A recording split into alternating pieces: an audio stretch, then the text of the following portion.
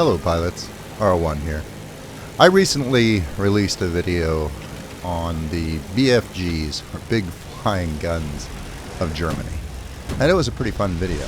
And I had spent basically the entire day getting footage for that. Flown several matches. I put the best, obviously, in the video, but I had several other entertaining matches along the way, doing ground attack and, well, occasionally going after aerial targets as well in the German aircraft that have oversized guns on them, 37mm and up. And as I mentioned in that video, I had a lot of fun putting those clips together. It was quite enjoyable and quite challenging compared to the usual bomber rushes that occur in arcade battles in War Thunder. This, well, it tested your skills a bit, which was a pleasant change, and it was still effective. And finally, I got into this particular match. We're not going to focus in this video on the ground attack role of these aircraft. I'm going to throw in a little bit of it just to kind of set the stage and let you know where my mind was when I put this lineup together. But I'm going to start out showing you just a little bit of footage from this particular match. I had thrown in, of course, primarily all of these ground attack aircraft, but I had also thrown in, just because, for a little variety, a Hinkel's 111 H-16 bomber, in case I needed to go for a base or wanted to try my hand with that at ground targets like pillboxes and tanks. And I'd also thrown in an ME-410 A1, just to be able to do a little air-to-air combat in something that still kind of maintained the theme of, you know, big aircraft and big guns. And I had a lot of fun and a fair amount of success in most of my matches. The main focus of this video, however, is going to be, and it's going to be a short one, but it's going to be on the ME-410. There's something interesting about the ME-410 that I never see anyone talk about, and I've intended for a long time to do a little short video like this, just showcasing one of the quirks of War Thunder. Not a glaring flaw by any stretch of the imagination, just something to be aware of that I don't think most people notice. Particularly on this type of aircraft, your rear gunners are very important when they're available to the survival of your aircraft. And I personally have spent a fair amount of time bringing up my skills for my gunners across all my aircraft. I never know when I'm going to want to jump in a lineup like this where it's all ground attack or all bombers. I don't usually do the bomber rush. I tend to, if I'm going to jump into bombers, I tend to go after regular ground targets rather than bases. Not always, but usually. It's just a lot more fun. Ooh, I got a little cooked on that one. But with all the controversy on the War Thunder forums right now about how effective rear gunners are in bombers, in particular, well, you never hear about anyone complaining that the rear gunners on these little ground attack aircraft are too dangerous. And really, you only usually have one or two protecting your back, two at most, usually. And they're not all that effective. Oh dear, I've lost my engine. Well, if you can't kill them with your guns, you might as well try and ram them, I suppose. Nothing else to do in this situation. My apparently giant Stuka is going to try and run over a tank with mixed results. But I think that most people think and feel that the rear gunners on these smaller aircraft are okay. They can be effective, but they don't have the massive killing power that a bomber with a set of 50 caliber or 13mm turrets would have, or the massed firepower. So in this regard, I think they're in a pretty good place. But there's a quirk that I think you should be aware of. Obviously, when I was doing my ground attack video, I was focused all about the main guns, and not so much on the rear or side turrets. In fact, a lot of these aircraft didn't even have defensive turrets in the rear, like the Duck here. Still a very effective aircraft. I'm kind of glad. Oh, there was a lot of ramming going on in this particular match too, as you can tell. But my lineup lacked something. It lacked the big guns on the ME-410 line, and I'm eventually going to do a big guns video that includes the ME-410 series, a marvelously versatile aircraft. And it was fully capable of carrying some oversized guns in the nose. But that will be for another day. I had eventually worked through my lineup in this match. We're doing okay, but I had worked my way down to where I had 2 aircraft left. I had the Hinkles 111, and this was a pretty abortive run here. Just before I get to my target, it's destroyed by a teammate, and, well, I had a swarm of planes after me at that point. Gleeful at the prospect of shooting down a bomber at low altitude. So that brought me to my last aircraft, the ME-410A1. Pair of 20mm cannons in the nose, pair of 7.62 machine guns there as well. 2 500 kilogram bombs for ground attack, and the 2 13mm guns guarding its tail.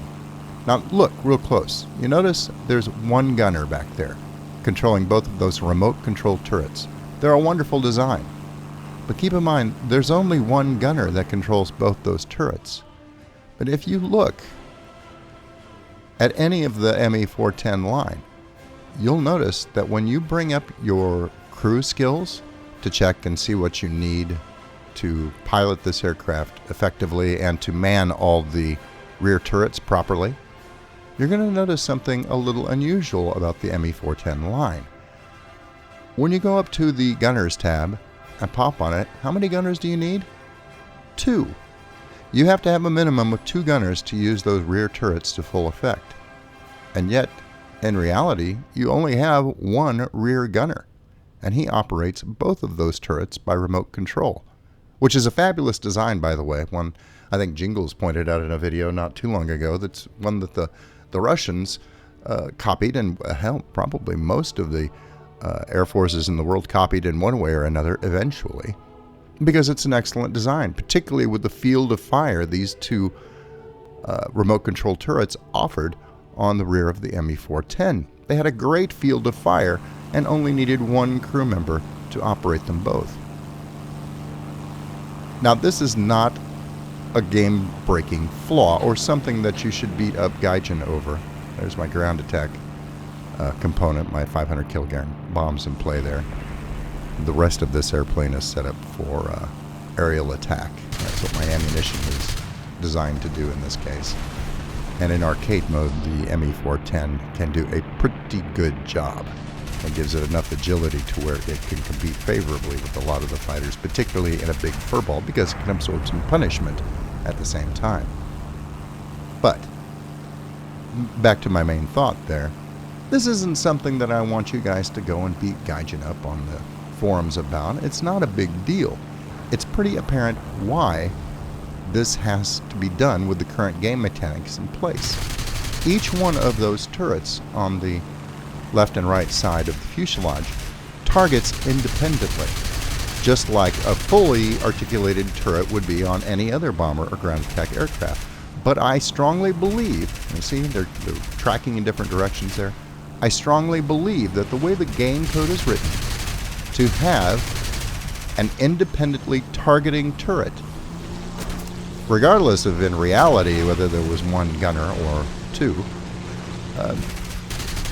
to have fully articulated turrets like that, ooh, I took a hit, but I was able to survive it in arcade mode.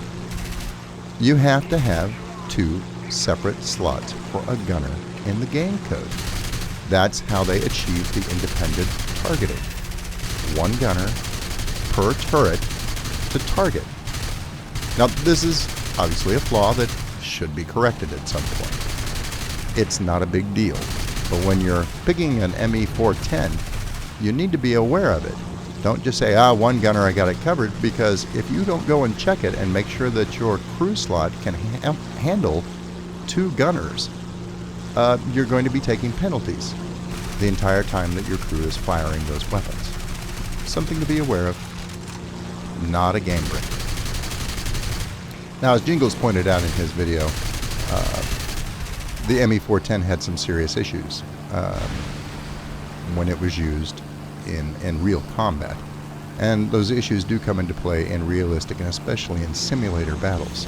But in arcade mode, a lot of those disadvantages, a lot of those flaws in the design are mitigated, and you can have some excellent luck in this aircraft. This yak really wants me bad.